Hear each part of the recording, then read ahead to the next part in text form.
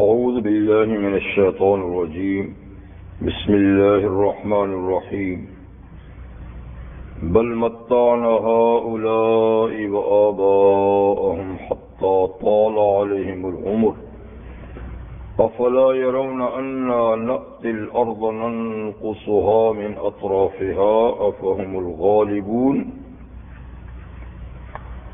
قل إنما أنذركم بالوحي ولا يسمع الصم الدعاء إذا ما ينظرون ولئن مستهم نفحة من عذاب ربك ليقولن يا ويلنا إنا كنا ظالمين ونضع الموازين القسط ليوم القيامة فلا تظلم نفس شيئا وَإِن كَانَ مِثْقَالَ حَبَّةٍ مِّنْ خَرْدَلٍ أَتَيْنَا بِهَا وَكَفَى بِنَا حَاسِبِينَ وَلَقَدْ آتَيْنَا مُوسَى وَهَارُونَ الْفُرْقَانَ وَضِيَاءً وَذِكْرًا لِّلْمُتَّقِينَ الَّذِينَ يَخْشَوْنَ رَبَّهُم بِالْغَيْبِ وَهُم مِّنَ السَّاعَةِ مُشْفِقُونَ وَهَذَا ذِكْرٌ مُبَارَكٌ أَنزَلْنَاهُ أَفَأَنتُمْ لَهُ مُنكِرُونَ صدق اللہ العظیم۔ سورہ انبیاء کی آیہ نمبر 44 سے 50 تک آیتیں آپ کے سامنے تلاوت کی گئی ہیں۔ آیہ نمبر 44 سے پہلے دلائل قدرت میں سے ایک دلیل یہ دی گئی تھی کہ محمد صلی اللہ علیہ وسلم آپ ان لوگوں سے پوچھئے کہ رات اور دن میں اللہ کی طرف سے ان کی حفاظت کون کرتا ہے؟ یعنی انسان کو ہر وقت حفاظت کی ضرورت ہے۔ اس کے اطراف میں اوپر نیچے دائیں بائیں اس قسم کی چیزیں ہیں کہ اگر اس کی حفاظت نہ کی جائے تو اس کی زندگی مشکل ہو جائے۔ یعنی جنات ہیں، شیاطین ہیں، نہ معلوم اور کیا کیا اللہ کی ایسی مخلوق ہے کہ بیچارہ کمزور انسان جو ہے ان کا سامنا نہیں کر سکتا۔ اس کو ہر وقت حفاظت کی ضرورت ہے، اور خاص طور پہ جب سو جاتا ہے انسان، بے خبر ہو جاتا ہے، تو اس وقت اور بھی زیادہ حفاظت کی ضرورت ہوتی ہے۔ تو آپ ان سے پوچھئے کہ اللہ کی طرف سے رات اور دن میں ان کی حفاظت کون کرتا ہے؟ ظاہر بات ہے کہ کوئی نہیں کرتا بجز اللہ تعالیٰ کے، اور اللہ تعالیٰ فرشتوں کے ذریعے سے انسان کی حفاظت کرتے ہیں، یعنی انسان کی ہر چیز کی حفاظت کرتے ہیں۔ انسان کے اعمال کی بھی حفاظت کی جاتی ہے، اور ہر بات جو اس کے منہ سے نکلتی ہے وہ اللہ تعالیٰ فرشتوں کے ذریعے سے اس کو محفوظ کرتے ہیں۔ ما یلفظ من قول الا لدیہ رقیب عتید، کوئی لفظ آدمی کے منہ سے نہیں نکلتا مگر اس کے لیے محافظ تیار بیٹھا ہوتا ہے۔ یہ اور بات ہے کہ بعض چیزیں پھر مٹا دی جاتی ہیں، اور جو قابل مواخذہ یا قابل ثواب ہیں ان کو رہنے دیا جاتا ہے، لیکن بہرحال تحریر میں تو ہر بات آتی ہے جو زبان سے نکلے۔ جیسے کہ حدیث میں ہے کہ اللہ تعالیٰ کے حضور انسان کے اعمال ہفتہ واری 2 دن میں پیش ہوتے ہیں۔ منڈے اور تھرسڈے کو اعمال ہفتہ واری اعمال، ایک روز کی روز ڈائری بھی تو پیش ہوتی ہے صبح شام کی، ایک ہفتے میں 2 دن پیش ہوتے ہیں، پھر سال میں بھی پیش ہوتے ہیں شعبان کے مہینے میں۔ تو جب ہفتہ واری اعمال اللہ تعالیٰ کے سامنے پیش ہوتے ہیں تو اس میں اللہ تعالیٰ فیصلے فرماتے ہیں اس ہفتہ واری عمل پہ، جیسے انسان کا عمل ہوتا ہے۔ تو اس میں ایک روایت میں یہ بھی ہے کہ جو چیزیں ثواب یا عذاب سے تعلق رکھتی ہیں جو باتیں، ان کو عمل نامے میں رہنے دیا جاتا ہے باقی کو مٹا دیا جاتا ہے. جیسے اٹھ بیٹھ چل کھا پی، ان سے تو کوئی ثواب کے ساتھ تعلق نہیں ہے نا. اس قسم کی 20 باتیں جی کہی جاتی ہیں جن کا ثواب عذاب سے تعلق نہیں، تو ان کو مٹا دیا جاتا ہے عمل نامے سے. جس کا تعلق ثواب عذاب سے اس کو رہنے دیا جاتا ہے. تو سورہ رعد کی اس آیت کی تفسیر اس طریقے سے بھی بیان کی کہ یثبت ما یشاء یمحو اللہ ما یشاء ویثبت، اللہ جو چاہتے ہیں مٹا دیتے ہیں اور جو چاہتے ہیں رہنے دیتے ہیں. وَعِندَهُ أُمُّ الْكِتَابِ، اور اللہ کے پاس ایک اصل کتاب بھی ہے جس کی تحریر نہیں مٹائی جاتی، یعنی لوح محفوظ. لیکن باقاعدہ عمل نامے میں اللہ جو چاہتے ہیں رہنے دیتے ہیں، جو چاہتے ہیں مٹا دیتے ہیں.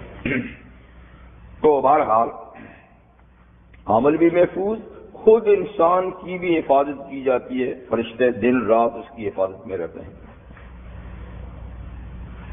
پھر اللہ نے دوسری آیت میں فرمایا تھا کہ کیا ان کے خدا ان کو روکتے ہیں، ان کی حفاظت کرتے ہیں ہمارے سوا؟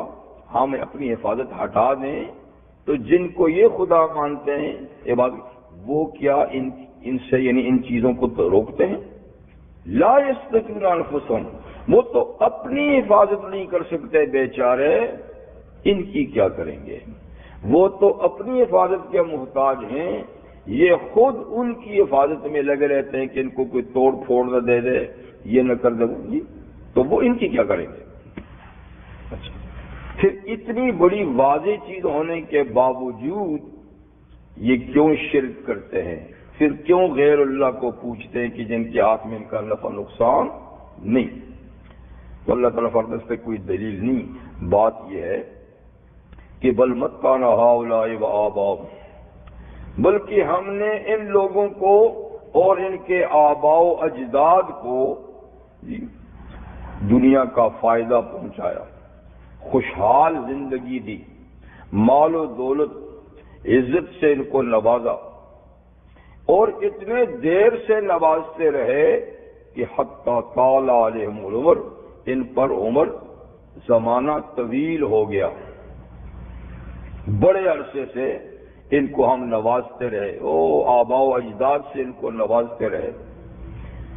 تو جس پر نوازش ہمیشہ ہوتی رہے، جو دکھ تکالیف سے ہمیشہ بچا رہے، تو وہ رفتہ رفتہ سب کچھ بھول جاتا ہے اور وہ منمانی باتوں پہ آ جاتا ہے، وہ اللہ کو بھول جاتا ہے. جس کو ہر وقت نعمتی ملے نعمتی ہی ملے تو طویل عرصے تک تو بھول جاتا ہے. یہ بھی اپنے اللہ کو بھول گئے ہیں، اس لیے کہ ہم ایک طویل عرصے سے ان کو، ان کے باپ دادوں کو نعمتوں سے نوازتے رہے. چلو اس طرف سے تو بھول گئے، اس طرف سے تو بھول گئے. اب دوسری طرف سے، یہاں تک میں نے بات کر لی تھی، نئی بات یہاں سے شروع کریں. اب دوسری طرف سے بھی تو ذرا دیکھیں، وہ یہ کہ افلا یرون انا ناتی الارض ننقصها من اطرافها، کیا یہ دیکھتے نہیں کہ ہم آ رہے ہیں، ہم آ رہے ہیں ان کی سرزمین پر، کہ کم کیے جا رہے ہیں ان کی سرزمین اس کے اطراف سے. 44 شروع کیا جی جی انبیاء جی. کیوں آپ بھول گئے جی؟ نہیں، 44 سے بل متعنا سے شروع ہے، تو وہ میں نے سنے پڑھی تھی اور اس پر کچھ بات ہوئی تھی، لیکن ٹائم ختم ہو گیا تھا، تو میں نے پھر کہا تھا کہ اس کو مکمل کریں گے اگلے پروگرام میں. اتنی بات ہوئی تھی. آج افلا یرون سے رہتی ہے، آدھی آئے جی. نہیں 45 نہیں، 44 سے ہے. بل متعنا ہؤلاء یہاں سے. تو یعنی ان کی غفلت کی ایک وجہ تو یہ ہے کہ ان کو اور ان کے باپ دادوں کو ہم نعمتوں سے نوازتے چلے آئے ایک عرصے تک، تو یہ ہمیں بھول گئے جی. دوسری بات، اگر ادھر سے بھول گئے تو ادھر سے تو ان کو خیال کرنا چاہیے نا. وہ یہ کہ یہ دیکھتے نہیں کہ ہم آ رہے ہیں ان کی سرزمین پر، کہ کم کیے جا رہے ہیں ان کی سرزمین اطراف سے، یعنی ان کی حکومت، ان کا اقتدار ان کے پاؤں سے کھسکتا جا رہا ہے، ان کا ملک ان کے پاؤں سے نکلتا جا رہا ہے، اسلام اس پہ پھیلتا چلا جا رہا ہے۔ یہ بھی تو دیکھو، افہم الغالبون، تو کیا یہ غالب رہیں گے کہ ہم غالب رہیں گے؟ تو اس کو دیکھو کہ یہ کیا ہو رہا ہے کہ نہتے مسلمان، خالیات مسلمان، مظلوم مسلمان جو ہیں نا، وہ پھیلتے چلے جا رہے ہیں اور ان کا اقتدار سکڑتا چلا جا رہا ہے۔ تو اس سے بھی ان کو سبق حاصل نہیں ہو رہا، اب بھی یہ غلبے کی سوچ رہے کہ ہم غالب ہوں گے۔ تو بات یہ ہے کہ مکہ مکرمہ میں تو آپ کو معلوم ہے کہ مسلمان بالکل مظلوم اور مقہور تھے اور انہی کا اقتدار تھا، لیکن رفتہ رفتہ جب اسلام کی شعاعیں مکہ سے باہر پھیلنے لگی تو دو قبیلے بڑے، قبیلہ اسلم اور قبیلہ غفار۔ قبیلہ غفار ابو ذر غفاری رضی اللہ عنہ کا قبیلہ ہے، اور قبیلہ اسلم ان کے ساتھ دوسرا قبیلہ، دونوں قبائل ساتھ ساتھ رہتے تھے، اور یہ بہت دور تک پھیلے ہوئے تھے، یعنی حجاز سے لے کر شام تک جتنا رستہ بنتا ہے مکہ والوں کا شام جانے کا، تو اس رستے کے اطراف میں انہی دو قبیلوں کی آبادی تھی۔ اور یہ تو آپ کو معلوم کہ ابو ذر غفاری رضی اللہ عنہ بالکل قدیم الاسلام صحابی ہیں، بالکل شروع میں مسلمان ہونے والے ہیں۔ تو حضور صلی اللہ علیہ وسلم نے ان کو مسلمان ہونے کے بعد اپنے وطن واپس بھیج دیا تھا کہ جاؤ تم اپنی قوم میں کام کرتے رہو، میرے پاس نہیں آؤ، یہاں لوگ ستاتے ہیں، تکلیف دیتے ہیں، جب اسلام پھیل جائے گا پھر آ جانا میرے پاس۔ تو بار ان کی محنت اور مشقت سے آدھا قبیلہ مسلمان ہو گیا، قبیلہ غفار، ان کی محنت۔ پھر جب یہ نبی کریم علیہ السلام مدینہ منورہ تشریف لے گئے تو آدھا اور قبیلہ بھی مسلمان ہو گیا، تو فل قبیلہ غفار مسلمان ہو گیا۔ اب قبیلہ اسلم ان کے اڑوس پڑوس میں رہتے تھے، انہوں نے کہا یار ہمارا ساتھ والا قبیلہ تو مسلمان ہو گیا، ہم کیوں پیچھے رہیں؟ تو ان کے دیکھا دیکھی اسلم بھی مسلمان ہو گیا سب، اور یہ پھیلا ہوا تھا نا، میں نے کہا حجاز سے شام تک۔ جب یہ دو قبیلے مسلمان ہو گئے تو ظاہر بات ہے یہ پورا ایریا اسلام میں آ گیا، تو کتنا کفر کا اقتدار ایک دم اس علاقے سے ختم ہو گیا بغیر لڑے بھیڑے۔ تو اللہ تعالیٰ فرماتے ہیں کیا مکہ والے اس بات کو نہیں دیکھتے کہ ان کی زمین سکڑ رہی ہے، ان کے پاؤں کے نیچے سے اقتدار؟ پھر اسی طریقے سے باقی خیبر والے پھر 7 ہجری کو خیبر فتح ہو گیا، یمن کے کئی قبائل مسلمان ہو گئے، تو ادھر یمن تک ادھر خیبر تک اور کرتے کرتے نبی کریم علیہ السلام کی حیات طیبہ میں جزیرۃ العرب پورے کا پورا ہی مسلمان ہو گیا، اور یوں مکہ والوں کا اقتدار آخر 8 ہجری کو مکہ پر سے بھی ختم ہو گیا۔ تو فرمایا اس کو نہیں دیکھتے کہ غالب کون ہو رہا ہے، اللہ کی مدد کس کے ساتھ ہو رہی ہے؟ تو یہ دن بدن سکڑتے جا رہے ہیں، اسلام دن بدن پھیلتا جا رہا ہے۔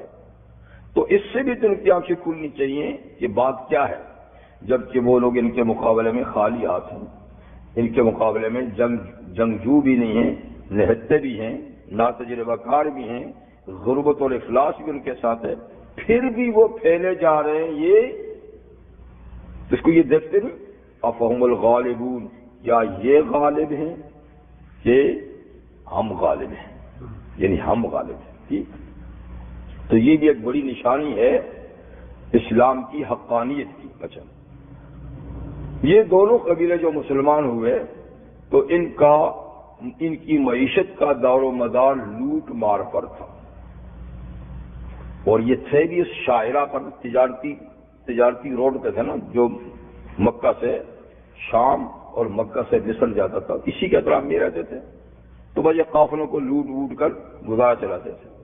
اب جب مسلمان ہو گئے اسلام میں تو لوٹ مار کی اجازت نہیں جی. تو ظاہر بات ہے کہ یہ انتہائی پرامن اور امانت دار قبیلے بن گئے، اور نبی کریم علیہ السلام نے ان کو دعا بھی دی کہ غفار غفر اللہ لہا وسالم سالمہ اللہ لہا، کہ غفار جو ہیں اللہ ان کی غلطیوں کو معاف کرے، اور جو سالم ہیں اللہ ان کو سلامتی نصیب فرمائے. تو دونوں قبیلوں کو آپ نے دعا دی، تو ماشاءاللہ یہ بڑے پرعمر اور بڑے صحیح جی. تو اس کو اللہ تعالیٰ بیان فرماتے ہیں کہ دیکھو یہ بھی تو ہے. بہرحال حضور صلی اللہ علیہ وسلم کے زمانے میں یعنی جزیرۃ العرب کفر سے پاک ہو گیا ٹھیک.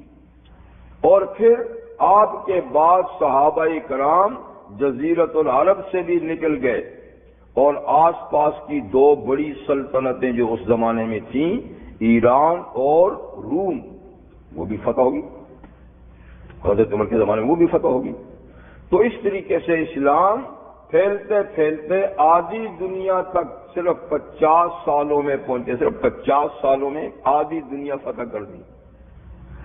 اور یہ سلسلہ فتوحات کا بڑی تیزی کے ساتھ 3 خلفائے راشدہ کے زمانے میں، 3 ابو بکر صدیق، عمر فاروق، عثمان غنی کے زمانے میں پھیلتا ہی گیا، کوئی رکاوٹ نہیں تھی. یہاں تک کہ حضرت عثمان کے زمانے میں کابل تک پہنچ گئے، ادھر سے کابل، ادھر سے مراکش تک پورا جی افریقہ اور یہ ایشیا وغیرہ سارا ہو گیا. لیکن بس جب عثمان غنی شہید ہو گئے، علی مرتضیٰ رضی اللہ آئے، تو اب آپس کی کشمکش ہوگی. حضرت معاویہ حضرت علی میں آپس کی کشمکش ہو، تو اس آپس کی کشمکش میں سلسلہ سٹاپ ہو گیا. یہ نہیں کہ کچھ گیا نہیں، لیکن جہاں تھا اس سلسلہ تھوڑا سا رک گیا. بالکل رکا بھی نہیں، تھوڑا تھوڑا، لیکن جس تیزی سے جا رہا تھا نا وہ تیزی اب نہیں رہی، کیونکہ آپس کی چپکلش سے. پھر اس کے بعد ملوکیت کا دور شروع ہو گیا بنی امیہ میں. تو بنی امیہ میں ملوکیت کا دور شروع ہوا تو پھر نظام حکومتی میں خلل پیدا ہو گیا. لیکن پھر بھی سلسلہ بڑھتا گیا، کوئی آیا نہیں سلسلہ. وہ دیکھیے انہی کے زمانے میں اندلس تک، اسپین تک مسلمان چلے گئے، اسپین میں بھی حکومت قائم ہوگی، اور ادھر سے بھی ایشیا میں بھی کافی دور تک مسلمان چلے گئے. تو مطلب یہ ہے کہ 550 سال اسلام کے عروج کا دور ہے، ترقی کا دور ہے جی. اور اس میں دنیا کی کوئی سلطنت ان کی ٹکر کی نہیں تھی، کوئی مقابلے کی نہیں تھی. کہ بس اچانک ایسا ہوا کہ جب خرابیاں بہت زیادہ ہو گئیں، وہی بات نہیں کہ طال علیہم عمر، جب طویل عمر گزر جاتی ہے نا، عیش و عشرت کی عمر طویل ہو جاتی ہے، تو انسان پھر چیزوں کو فراموش کر دیتا ہے. تو یہ اتنی صدیوں تک جب مسلمانوں کا اقتدار نہ دیکھا، کوئی ٹکر کری، تو ان میں عیش و عشرت آ گئی. جب عیش و عشرت آ جاتی ہے، طاؤس اور رباب آ جاتا ہے، تو پھر زوال آتا ہے. اور پھر ایسا زوال آیا کہ تاتاریوں نے پوری سلطنت اسلامی پر حملہ کیا،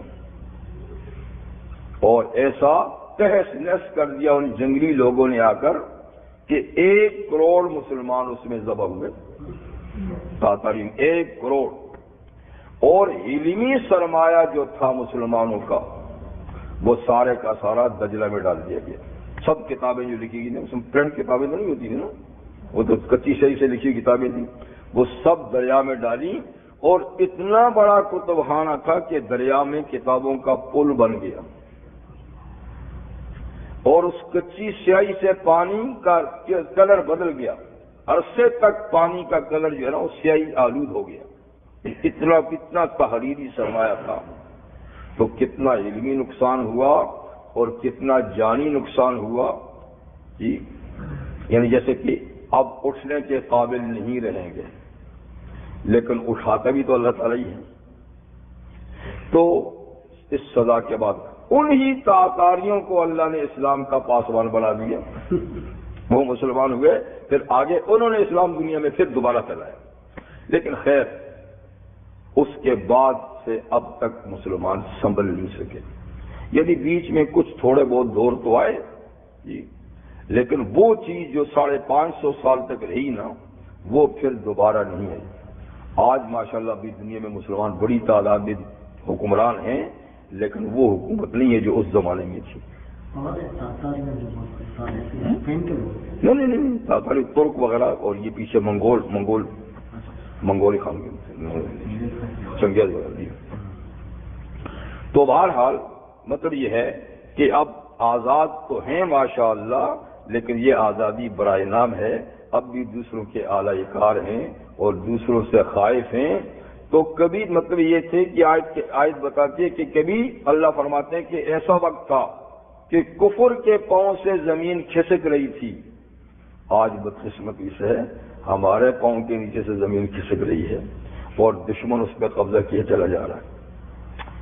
تلک ایام نداولها بین الناس، بس تاریخ بدلتی رہتی ہے۔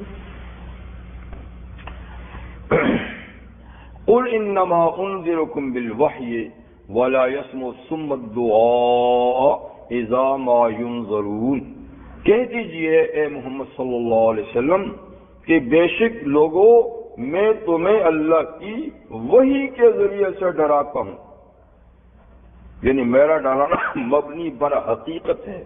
میں جس چیز سے ڈراتا ہوں وہ سچ مچ ہے، یعنی خواہ ڈرانا جیسے کہ دنیا ڈراتی ہے وہ بات نہیں، میں تو وحی کے ذریعے سے ڈراتا ہوں، اور جس چیز سے ڈراتا ہوں اس کا وقوع یقینی ہے، وہ تو ہو کے رہے گی۔ یعنی اللہ کا عذاب ہے، دنیا کا ہے یا آخرت کا ہے، جہنم ہے، ان چیزوں سے جو میں ڈراتا ہوں تو وحی کی وجہ سے ڈراتا ہوں، تجربے کی وجہ سے نہیں یا اور کوئی تاریخی لحاظ سے نہیں ڈراتا، وحی کے ذریعے سے۔ تو اتنا صحیح ڈرانا جو ہے نا اس کو تو ماننا چاہیے اور اس ڈرانے سے ڈرنا چاہیے، لیکن عجیب بات ہے کہ وَلَا يَسْمُعُ الصُّمَّ الدُّعَاء، جی بہرے جو ہے نا وہ پکار کو نہیں سنتے۔ وَلَا يَسْمُعُ الصُّمَّ، بہرے نہیں سنتے، الدعاء پکار کو، اذا ما ينذرون، جب ان کو ڈرایا جائے، کیونکہ بہرے ہیں۔ تو دنیا بہری بنی ہوئی ہے، ان کو بالکل سچ مچ ڈرایا جا رہا ہے، لیکن اس کے بعد وہ ٹس سے مس نہیں ہوتے، جیسے کہ بہرے ہیں اور ان کے کان میں کوئی بات پڑتی ہی نہیں ہے۔ تو جب بھی ان کو ڈرایا جاتا ہے تو وہ ڈرتے ہی نہیں، ٹس سے بس نہیں ہوتے اور اپنا رستہ بدلنے کے لیے تیار نہیں ہوتے۔ یوں تو ڈرانے سے نہیں ڈرتے، لیکن جس چیز سے ڈرایا گیا ہے اگر اس کا چھینٹا بھی پڑ جائے، اس کا جھونکا بھی لگ جائے تو پھر کی ساری ہوا خارج ہو جائے گی۔ ہیں اتنے ڈرپوک، یوں ڈراؤ تو نہیں ڈرتے ہیں، ہم اتنے طاقتور ہیں، ہمارے پاس ایسے وسائل ہیں، ہم یوں کر دیں گے، ہم ووں کر دیں گے، لیکن جب ذرا جھونکا آ جائے نا عذاب کا تو پھر پتہ چل جاتا ہے کیسے ڈرتے ہیں۔ تو یہاں بھی یہی حال ہے ہمارے پڑوسیوں کے، یوں تو ہمارے پاس سارے وسائل ہیں، ہم یہ کر دیں گے وہ کر دیں گے، لیکن ذرا سا جھٹکا ہوا تو دیکھ لیا، ذرا سا جھونکا آیا اور جھٹکا ہوا، ہیں بڑے بہادر پہ۔ وَلَئِن مَسَّتْهُمْ نَفْحَةٌ مِنْ عَذَابِ رَبِّكَ، اگر ان کو لگ جائے ایک پھونک عذاب کی، تیرے رب کے عذاب کی پھونک، پورا نہیں جی، تو ضرور یہ لوگ اقرار کریں گے، یا ویلنا انا کنا ظالمین، اے کاش ہم ظالم تھے، ہم غلط کار تھے۔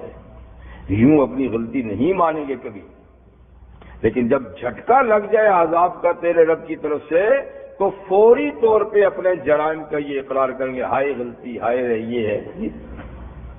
تو مطلب کہ ڈرپوک اتنے ہیں، لیکن جب تک نفع نہیں آتا یوں آپ ڈراتے رہیں یہ ہو جائے گا وہ ہو جائے گا، وہ نہیں ڈرنے کی کیا بات ہے، ہمارے پاس سارے وسائل ہیں۔ ٹھیک،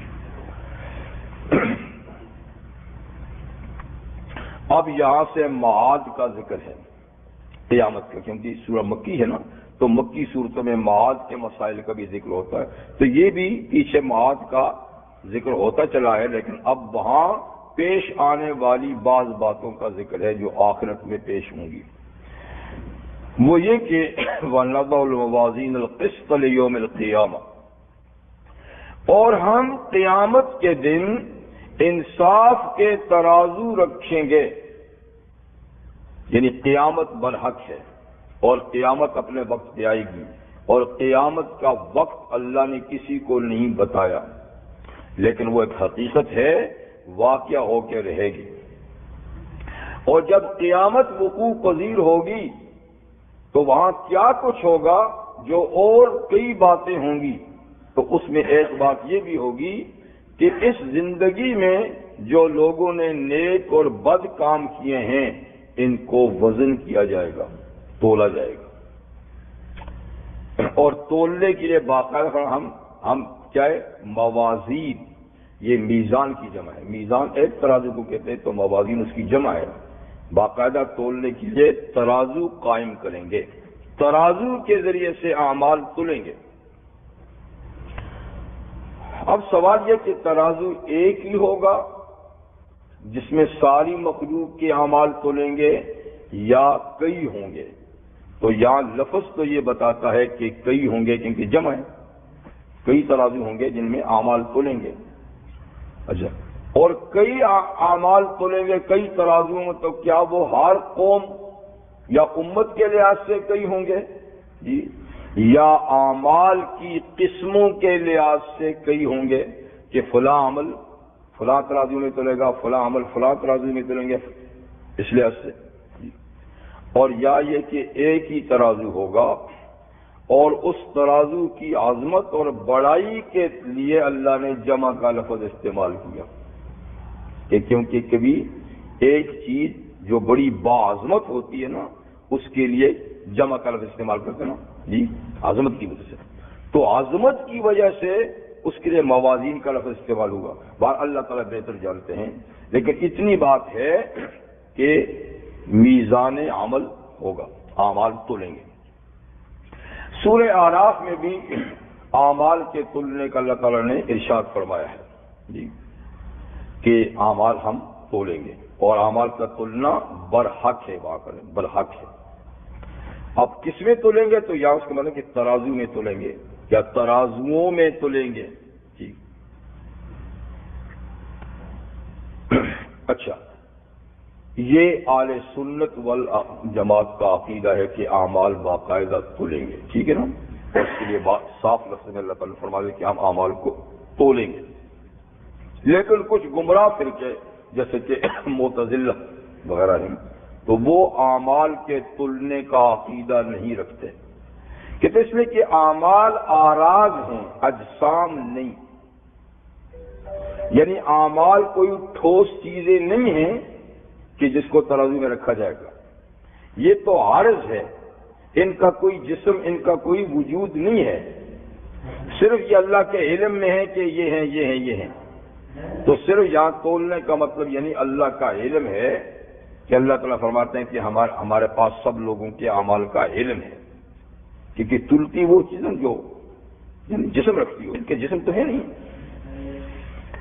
لیکن یہ عقیدہ بہرحال صحیح نہیں، اس لیے کہ یہ قرآن اور احادیث سے بالکل متصادم ہے، اور قرآن حدیث میں صاف لفظوں میں اعمال کے تلنے کا ذکر ہے کہ اعمال تولے جائیں گے. باقی رہی بات کہ اعمال عارض ہیں، یعنی ٹھوس چیزیں نہیں ہیں، جوہر نہیں ہیں، تو ایسی کوئی بات نہیں ہے. اس کا ایک جواب یہ بھی دیا جاتا ہے کہ اعمال تلنے سے مراد نامہ عمل کا تلنا ہے. یعنی جن دفتروں میں، جن پیپروں میں، جن ڈائریوں میں عمل لکھے جاتے ہیں وہ تولی جائیں گی.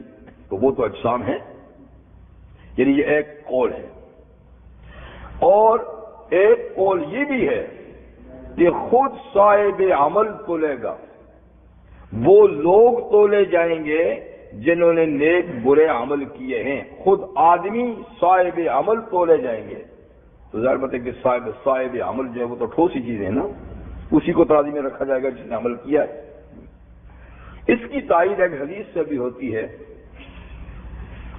کہ ایک مرتبہ نبی کریم صلی اللہ علیہ وسلم کی مجلس میں کچھ حضرات تھے اور حضرت عبداللہ ابن مسعود رضی اللہ تعالیٰ عنہ جو بڑے سے مشہور و معروف صحابی ہیں، حضور صلی اللہ علیہ وسلم کے خادم خاص جی، اور انتہائی با اعتماد ساتھی صحابی اور بہت بڑے ذی علم صحابی ہیں جی حضرت عبداللہ ابن مسعود، لیکن وہ مالی لحاظ سے بڑے ہی کمزور تھے، مکہ میں بکریاں چرایا کرتے تھے، تو یعنی مطلب کہ مالی کمزوری سے ان کی صحت بھی انتہائی کمزور تھی، تو بالکل دبلے پتلے اور بالکل سکڑے ہوئے تھے۔ تو اس مجلس میں ان کو کسی اونچی جگہ میں چڑھنے کا کہا گیا کہ کوئی چیز اوپر سے جنہیں اتارو یا سناؤ، تو لباس بھی اس زمانے میں انتہائی مختصر ہوتے تھے، ایک آدھ چادر بس ہے سارے جیسے دل کٹی ہوئی ہے۔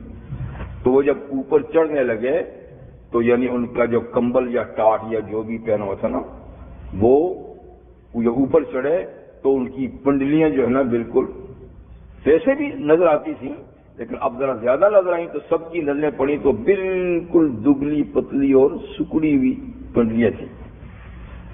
تو اس سے بعض لوگوں کی کو بے اختیار ہنسی سی آ گئی کہ کتنا دبلا پتلا آدمی ہے، کیسی اس کی دبلی پتلی ٹانگیں ہیں۔ تو حضور صلی اللہ علیہ وسلم نے جب ان کو دیکھا کہ ان کی ٹانگوں کو دیکھ کر یہ مسکرا رہے ہیں تو آپ نے فرمایا کوئی بات نہیں، اگرچہ عبداللہ کی ٹانگیں دبلی پتلی اور سکڑی ہوئی ہیں لیکن میزان عمل میں یہ بہت وزن رکھیں گی، ان کا میزان عمل میں بہت وزن ہوگا۔ آج بے شک دبلی پتلی ہیں لیکن ہم میزان عمل میں جب تولیں گے نا تو اس وقت ان کا وزن بہت زیادہ ہوگا۔ تو اس روایت سے بظاہر یہ بھی لگتا ہے کہ خود صاحب عمل تولا جائے گا، تاہم یہ ایک قول ہے، لیکن صراحت سے جو چیز قرآن و حدیث سے معلوم تو وہ یہ ہے کہ عمل ہی تولیں گے، عمل ہی تولیں گے۔ باقی رہی بات کہ عمل عارض ہیں کیسے تولیں گے، تو یہ امام شاہ ولی اللہ محدث دہلوی فرماتے ہیں کہ بات اصل میں یہ ہے کہ آج تو ہمارے اعمال عارض ہیں اور ان کا کوئی وجود، ان کا کوئی جسم یہاں نہیں، لیکن بعض وہ چیزیں کہ جن کے جسم اس دنیا میں نہیں، ایک اور دنیا ہے جس کا نام ہے عالم مثال۔ جیسے یہ عالم دنیا ہے نا، جیسے عالم آخرت ہے نا، اس طرح ایک عالم مثال ایک دنیا ہے، ایک جہان ہے۔ تو فرماتے ہیں کہ جن چیزوں کا جسم اس دنیا میں نہیں، اس دنیا میں اس کا جسم بھی بنتا چلا جاتا ہے۔ تو مطلب ہے کہ جو انسان یہاں عمل کرتا ہے تو عمل کا جسم یہاں نہیں رہتا، لیکن جب یہاں عمل کیا تو عالم مثال میں اس کا ایک جسم بن جاتا ہے۔ روزے کا یہاں کوئی جسم نہیں، مگر عالم مثال میں اس کا جسم بن جاتا ہے۔ نماز کا یہاں کوئی نہیں، وہاں بن جاتا ہے۔ تلاوت کا یہاں نہیں، وہاں بن جاتا ہے۔ ذکر اذکار کا یہاں نہیں، وہاں بن جاتا ہے۔ تو ہر عمل کا جب عمل کرتا ہے آدمی تو عالم مثال میں جسم بن جاتا ہے۔ جب یہ بات ہے تو عالم مثال میں تو ہمارے سب کے اعمال پھر مجسم ہیں، نیکی ہے تو اس کے بھی جسم ہے، بدی ہے تو اس کے بھی جسم ہے، ٹھیک ہے نا۔ تو وہی اجسام جو عالم مثال میں بنے جا رہے ہیں وہی قیامت کے دن میزان عمل میں تولیں گے۔ مطلب بات ہی ختم ہوگی کہ یہ آراز ہیں، یہاں آراز ہیں، عالم مثال میں اجسام ہیں۔ جب اجسام ہیں تو یہ اجسام تولیں گے۔ تو بہرحال یا نامہ عمل تولے گا، یا صاحب عمل تولے گا، یا عالم مثال میں ان کے اجسام ہیں وہ تولیں گے۔ اور اب اتنی تکلیف کی ضرورت ہی نہیں کہ آج کے اس ترقی کے دور میں تو آراز بھی تلتے ہیں۔ اب تو ایسے ایسے ہیں، یعنی ایسے ایسے میزان وزن کی چیزیں آ گئی ہیں، گرمی سردی بھی تلتی ہے، تھرمامیٹر ہے، حالانکہ گرمی سردی کا کہاں ہے جسم، لیکن نہیں اس کا وزن معلوم کرتا ہے۔ ہوا کتنی تیز چل رہی ہے، تو اب تو دیکھیے آراز بھی ماپے جا سکتے ہیں۔ تو اگر ہمارے پاس اب اتنا علم آ گیا کہ ہم آراز کو بھی ماپ سکتے ہیں تو کیا اللہ میاں آراز کو نہیں ماپ لیں گے؟ تو اب تو مسئلہ یعنی حل ہو گیا ہے کہ آراز بھی ایسے ترازو بھی ہیں کہ آراز کا وزن بھی معلوم ہو سکتا ہے۔ تو اللہ تعالیٰ قادر ہیں. خیر یہ ہے کہ اللہ تعالیٰ فرماتے ہیں ہم اعمال کا وزن کریں گے اور اس کے لیے ترازو رکھیں گے, ایک رکھیں گے یا زیادہ. ایک مشہور یعنی مفسر علامہ کشاف زمخشری, یہ بھی معتزلہ ہے, بڑے مفسر ہیں اور بڑی زبردست انہوں نے تفسیر لکھی ہے اور عربی گرامر کے بہت بڑے امام بھی ہیں, لیکن اس کا وہ جو عقیدتاً یہ بھی معتزلہ ہے, جو اعمال کے تلنے کے قائل نہیں مجھے. بہرحال انہوں نے ایک بات لکھی اپنی تفسیر میں کہ حضرت داؤد علیہ السلام جو انبیاء کرام کی جماعت میں ایک خاص مقام رکھتے ہیں, حضرت داؤد علیہ السلام جن کو اللہ تعالیٰ نے بہت پیاری آواز دی تھی, یہ ان کا معجزہ تھا, معجزانہ تو بڑی پیاری آواز دی تھی ان کو, اور اپنے زمانے میں عابد الناس سب لوگوں میں سب سے زیادہ اللہ کی عبادت کرتے تھے, بلکہ انہوں نے اپنے گھر میں عبادت کے اوقات 24 گھنٹے کے تقسیم کر رکھے تھے کہ کوئی نہ کوئی گھر کا آدمی اللہ کی عبادت میں 24 گھنٹے مصروف رہے. تو وہ گھر والوں پہ تقسیم تھا, اتنے سے اتنے تک یہ کرے گا, اتنے سے تو اس طریقے سے خود بھی بہت زیادہ. خیر بہرحال عرض یہ کرنا ہے کہ وہ لکھتے ہیں کہ حضرت داؤد علیہ السلام نے ایک دفعہ اللہ تعالیٰ سے عرض کی کہ یا اللہ جس میزان میں عمل تولیں گے ذرا دکھا دیجئے, جس ترازو میں آپ اعمال کو تولیں گے تو وہ ذرا اس کا دکھا دیجئے. کہ اللہ نے درخواست منسوخ کر دی. تو وہ ترازو جب ان کو دکھایا گیا تو اس ترازو کی بڑائی اور عظمت دیکھتے ہی غشی کھا کر گر گئے, بے ہوش ہو گئے. دیکھتی ترازو کو ہوش آ کہ یا اللہ اتنے بڑے ترازو کو کون بھرے گا عمل سے, ہم کتنے بھی عمل کریں اتنے بڑے ترازو کو کون بھر سکتا ہے, یہ تو اتنا بہت بڑا ترازو ہے. اور ظاہر بات ہے کہ ہر آدمی کے عمل اس میں تو نہیں ہے, تو کس کی مجال ہے جو اتنے کام کرے کہ یہ بھر جائے اتنا بڑا. تو کہتے اللہ تعالیٰ نے ان سے کہا کہ داؤد بات یہ ہے, اصل بات اعمال کی قلت یا کثرت کی نہیں, اعمال کے تھوڑے یا زیادہ کی نہیں, اعمال کی گنتی کی بات نہیں, بات تو میری رضا اور فضل کی ہے. اگر میری رضا اور خوشنودی ایک کھجور کے دانے پر ہوگی تو ایک کھجور کا دانہ بھی اس کو بھر سکتا ہے. یعنی میں اگر کسی کے عمل پہ خوش اور راضی ہو گیا, اس کو قبول کر لیا, وہ کھجور کا دانے کا صدقہ کیوں نہ ہو, وہ بھی اتنا بڑا ہو جائے گا کہ اس کو بھر دے گا. اور عمل کی کون سی بات ہے. جیسے حدیث میں یہ ہے کہ جو آدمی خالصاً مخلصاً للہ ایک کھجور کا یا آدھا کھجور کا آدھا دانہ صدقہ کرتا ہے تو اللہ اس صدقے کی پرورش کرتے ہیں, تربیت بڑھاتے ہیں, اور بڑھاتے بڑھاتے اس کو جبل احد جیسا بڑا بنا دیتے ہیں. تو یہ تو یعنی اخلاص کی بات ہے. تو جتنا عمل میں خلوص ہوگا اتنا ہی عمل چھوٹا ہو یا بڑا ہو وہ اس کو بھر دے گا. اور جیسے کہ ایک مشہور حدیث ہے, آپ نے کئی دفعہ سنی بھی ہوگی, کہ قیامت کے دن ایک ایسا آدمی آئے گا کہ جس کے 99 دفتر سیاہ ہوں گے گناہوں سے, 99 سارے, کوئی نیکی اس میں نہیں ہوگی, اور بڑے بڑے دفتر ہوں گے, جن بڑے بڑے کاپی ہوں گی, تو سب سیاہ ہوں گے. تو اس کو بلایا جائے گا کہ آؤ اپنے عمل تلواؤ.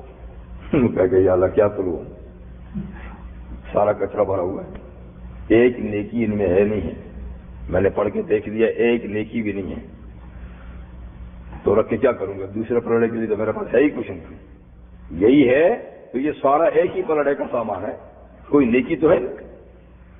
تو اللہ تعالیٰ فرمایا کہ نہیں آؤ, آج عدل و انصاف کا دن ہے, اور آج بہرحال ہر چھوٹی بڑی نیکی تلے گی, کچھ ہے ہی نہیں تو لگی کیا, ایک ہی پلڑے کا سامان ہے، دوسرے پلڑے کا تو ہے ہی نہیں، تو بس فیصلہ کیجیے کہ جاؤں گے تو اللہ فرمائیں گے نہیں، ایک نیکی تمہاری میرے پاس محفوظ ہے، ایک نیکی بھی تیری میرے پاس محفوظ ہے۔ میں کہا کہ ایک ہے گی تو کیا کرے گی؟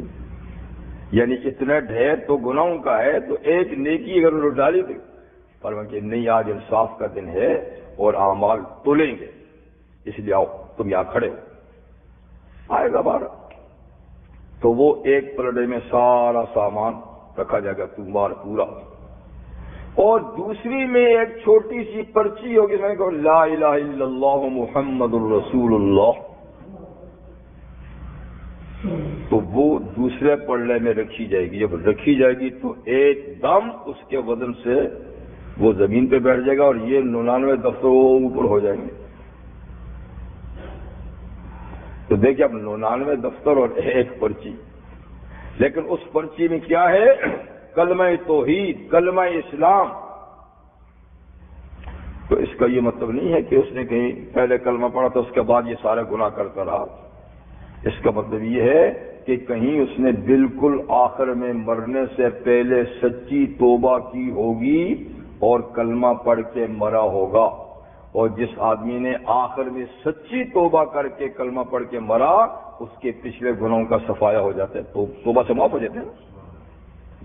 تو یہ ایسا ہی آدمی ہوگا کہ مرتے دم اس نے سچی توبہ کر کے کلمہ پڑھا ہوگا، تو یہ نیکی ہے اب جس نے ساری ان گناہوں کو ہلکا کر دیا۔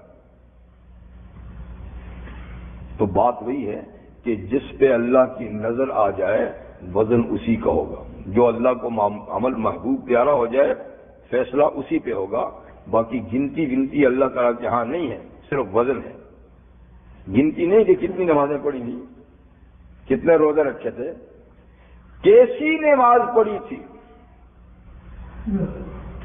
تو ایک سجدہ بھی اللہ کے ہاں قبول ہو جائے تو وہ بس کرتا ہے نجات کے لیے۔ تو اس لیے اللہ تعالیٰ قرآن میں فرماتا ہے لِيَبْلُوَكُمْ أَيُّكُمْ أَحْسَنُ عَمَلًا، موت و حیات اس لیے پیدا کی ہے تاکہ اللہ تمہیں آزمائے کہ تم میں اچھا عمل کون کرتا ہے، اچھا عمل یعنی کہ زیادہ عمل کون کرتا ہے، اور ہم لوگ تو زیادہ کے پیچھے پڑ لیتے ہیں اور اچھا بنانے کی کوشش نہیں کرتے، اور اللہ کے اچھا عمل زیادہ وزنی ہوگا۔ جی تو فرائض تو بہرحال وہ تو پورے ہی پورے کر رہے ہیں، اس میں تو کمی، لیکن نوافل میں زیادہ کے بجائے اچھے سے اچھا عمل کرنے کی آدمی کو کوشش کرنی، زیادہ پرخلوص، جی اسی کا وزن بھی زیادہ ہوگا۔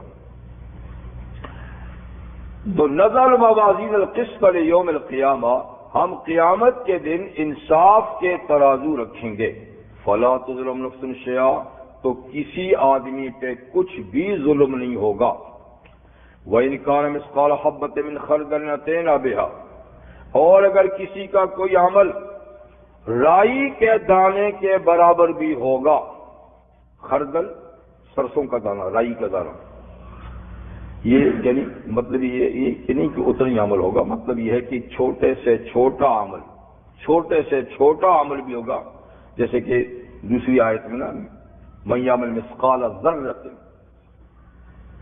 ذرہ کہتے ہیں یعنی سرخ یعنی چونٹی، سب سے چھوٹی چونٹی ہوتی ہے نا، کلر میں سرخ ہوتی ہے، تو ذرہ اس کا نام بھی ہے، ذرہ ان ہوا میں اڑنے والے چھوٹے چھوٹے ذرات کا نام بھی ہے۔ تو اس کا مطلب ہے کہ معمولی نیکی، اس کو کبھی خردل کہا، کبھی اس کو ذرہ کہا، کبھی اس کو کچھ بھی کہا گیا۔ تو اگر کسی کا عمل یعنی رائی کے دانے کے برابر بھی اس نے کبھی کیا ہوگا، اتینا بہا، وہ بھی گم نہیں ہوگا، ہم اس کو لے آئیں گے۔ جیسے سورہ لقمان میں ہے، وہ رائی کے دانے کے برابر عمل اگر زمین کی تہ میں ہو یا آسمان کی بلندیوں میں ہوگا تو بھی وہاں سے ہم اس کو لے آئیں گے، وہ ہم سے نہیں چھپتا کہ کہاں ہے، ہم سے نہیں چھپتا، ہمارا چھوٹی چھوٹی گم ہو جاتی ہے۔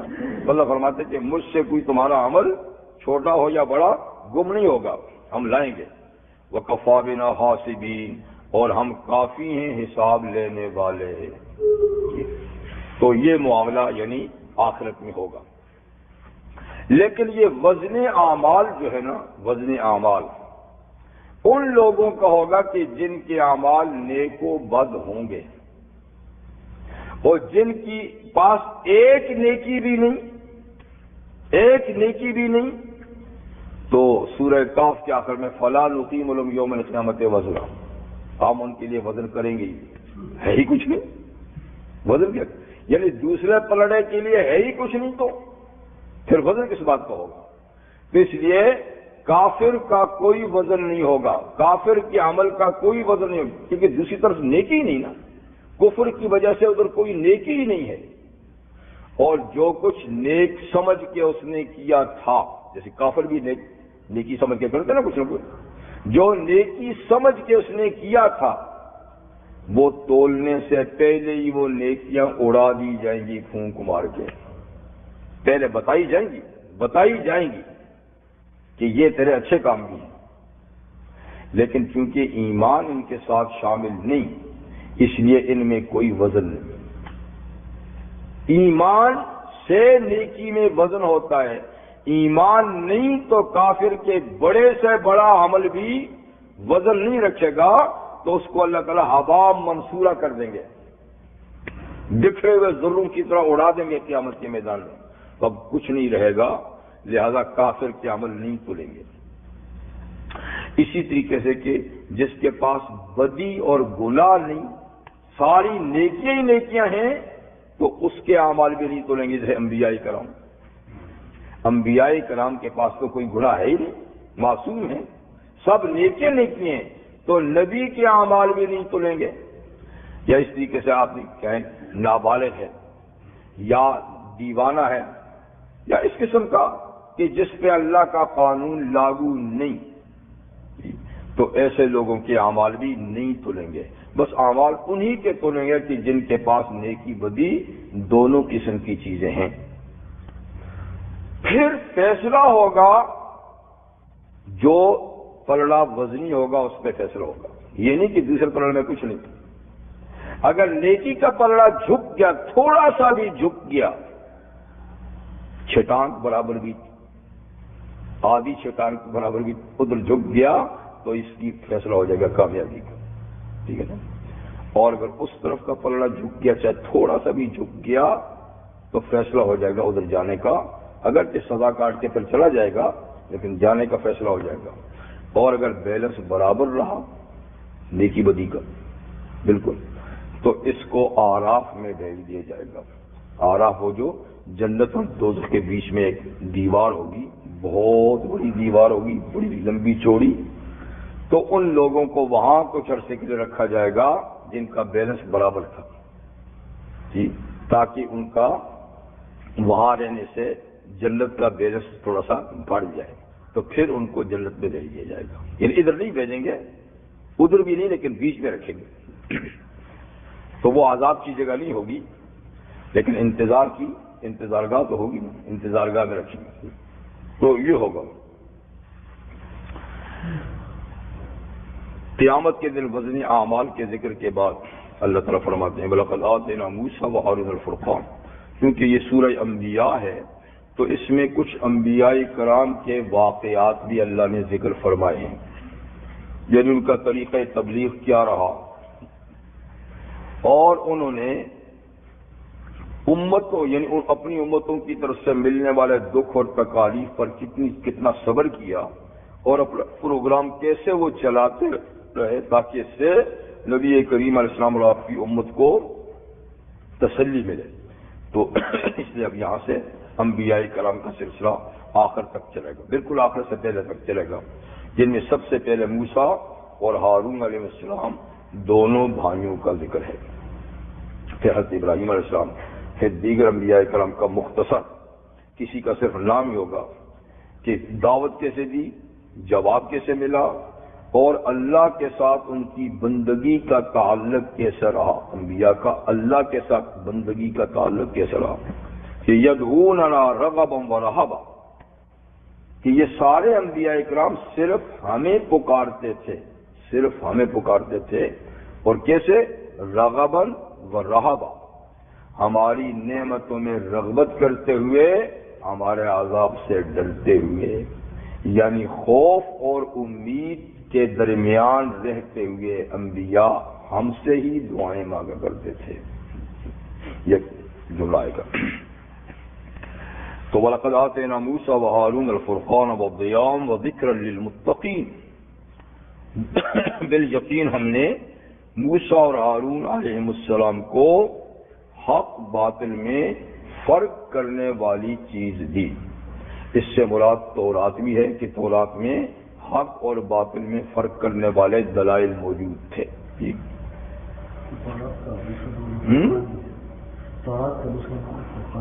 نہ یہ فرقان کا تو معنی ہے، یعنی صفت ہے۔ یہ فرقان تو قرآن کی بھی صفت ہے نا، تو ہر آسمانی کتاب اس معنی کے لحاظ سے فرقان بھی ہے کہ وہ حق باطل میں فرق کرنے والی ہوتی ہے۔ تو ایک معنی یہ کہ فرقان سے یہاں تورات مراد ہے، بعض کہتے ہیں کہ فرقان سے مراد حضرت موسیٰ علیہ السلام کے معجزات مراد ہیں،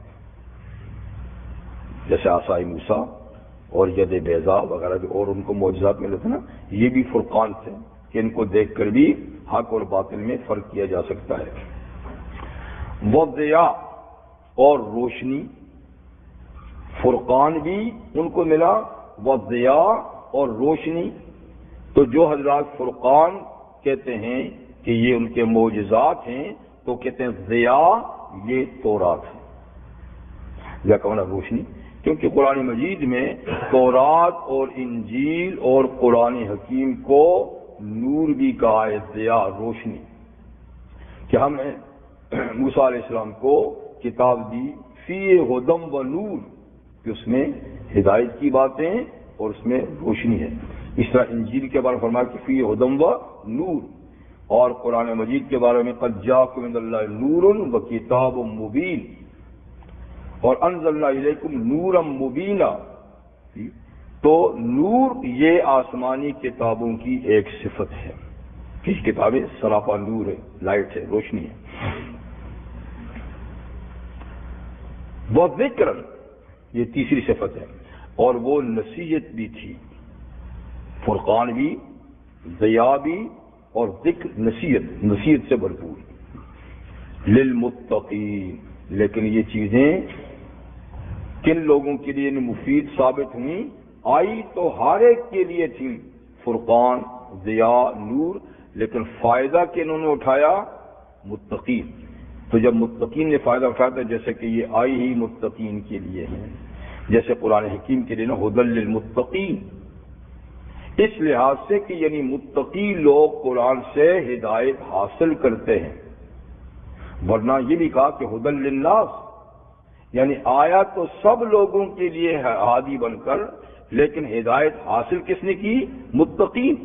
تو جب چونکہ ہدایت حاصل انہوں نے کی تو یوں سمجھے کہ وہ ہے ہی ان کے لیے ہادی جو اس سے ہدایت حاصل کرے۔ تو اس لحاظ سے تورات، انجیل، قرآن اور دیگر آسمانی کتابیں جو ہے نا وہ ذکر للمتقین، اس لیے کہ ذکر تو وہ سب کے لیے تھی، لیکن اوروں نے اس سے ذکر حاصل کیا نہیں، متقین نے کیا، تو جیسے کہ وہ متقین کے لیے ہی نصیحت ہوئی۔ اب متقین کون لوگ ہیں، ان کی کیا صفات ہیں؟ تو الذین یخشون ربهم بالغیب، متقین کی پہلی صفت یہاں یہ بتائی کہ وہ لوگ ہیں جو اپنے رب سے بغیر دیکھے ڈرتے ہیں، یعنی اللہ کی ذات کو نہیں دیکھا، اور ذات سے اللہ کو کوئی دیکھ سکتا بھی نہیں۔ اللہ تعالیٰ کی معرفت جو حاصل ہوتی ہے تو صفات سے ہوتی ہے، تو اللہ تعالیٰ کی صفات سے اللہ کی ذات معلوم ہوتی ہے۔ تو جب اللہ تعالیٰ کی صفات سے اللہ تعالیٰ کی ذات کی معرفت حاصل ہوتی ہے تو اسی سے اللہ تعالیٰ کی عظمت، کبریائی، بڑائی معلوم ہوتی ہے، تو پھر بندہ اللہ تعالیٰ سے ڈرتا ہے۔ اور یہ ڈر جو ہے نا کبریائی اور عظمت کا ڈر ہے۔ ایک ڈر ہوتا ہے نا دشمن سے، دشمن سے ڈر ہوتا ہے، یا درندے سے ڈر ہوتا ہے، زہریلی چیز کا ڈر ہوتا ہے۔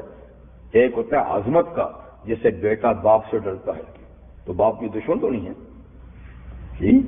یا شاگرد استاد سے ڈرتا ہے تو وہ کوئی دشمن تو نہیں ہے، لیکن یہ عظمت کا ڈر ہوتا ہے۔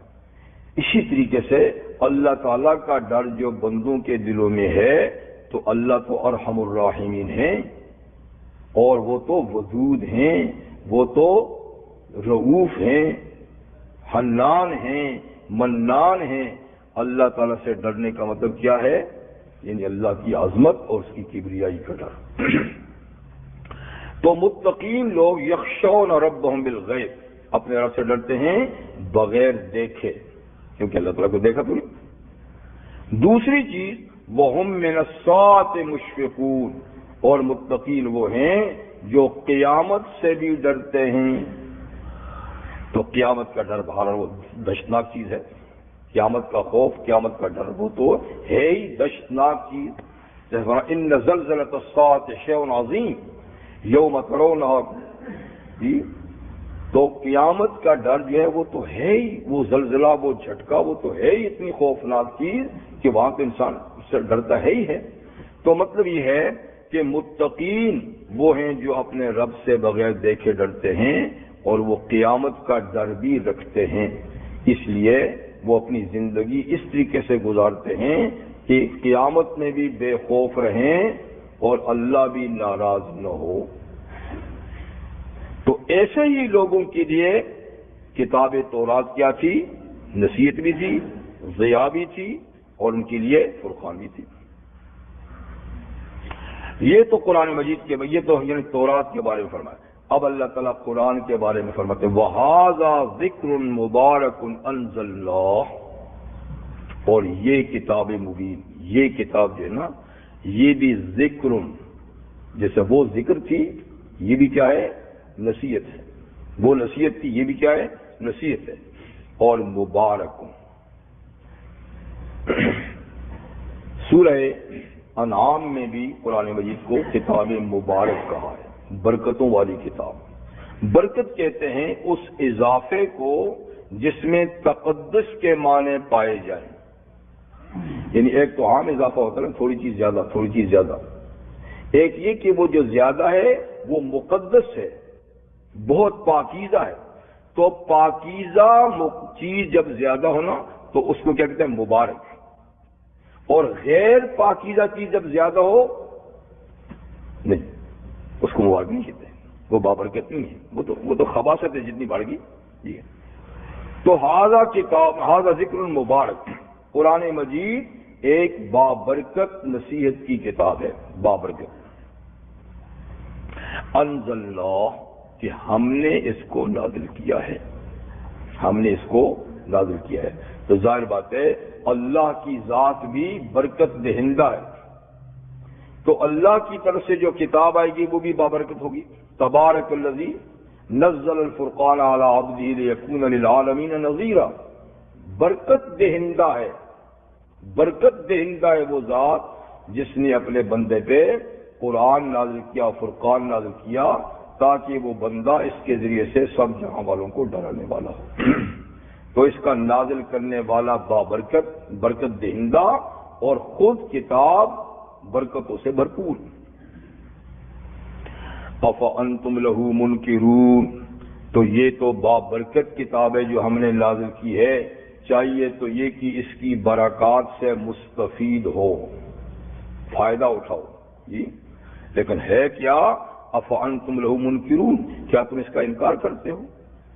سرے سے تم اللہ کی کتاب مانتے ہی نہیں ہو، اس کی نسبت تم رسول اللہ کی طرف کرتے ہو کہ انہوں نے یہ بنائی ہے، تو کتنی غلط بات ہے کہ بھیجی اللہ نے، نسبت رسول اللہ کی طرف کرو، اور پھر اس نسبت سے بھی اس کو تسلیم نہیں کرو، اس کی برکات سے فائدہ نہ اٹھاؤ، یعنی کتنی نحوست کی بات ہے۔